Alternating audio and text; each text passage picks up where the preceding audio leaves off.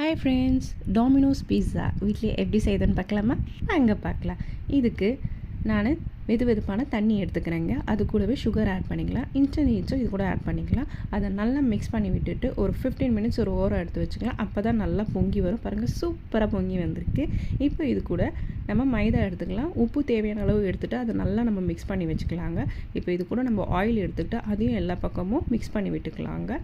இப்போது ஈஸ்ட் மிக்சரை இது கூட ஆட் பண்ணிவிட்டு நல்லா பிசைஞ்சு விட்டுக்கலாம். இது ஒரு 20 மினிட்ஸ் கிட்ட நல்லா பிசைஞ்சு விட்டுக்கலாங்க. கொஞ்சம் பிசுப்பாக கையில் ஒட்டுற மாதிரி தான் இருக்கும். பிசைஞ்சு விட அது கரெக்டாக ஆகிடுங்க.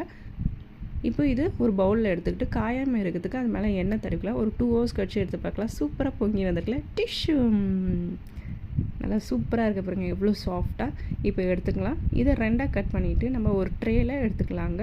ஃபுல்லாக எல்லா பக்கம் நல்லா பிரித்து விட்டுக்கலாங்க. இப்போ ஒரு ஃபோக் ஸ்பூன் எடுத்துகிட்டு நல்லா குத்தி விட்டுக்கலாம். சாஸ் அப்போ தான் உள்ளே இறங்கும். பீஸா சாஸ் எடுத்துக்கிறேன். நான் நல்லா எல்லா பக்கமும் தடவி எடுத்துக்கிறேன்.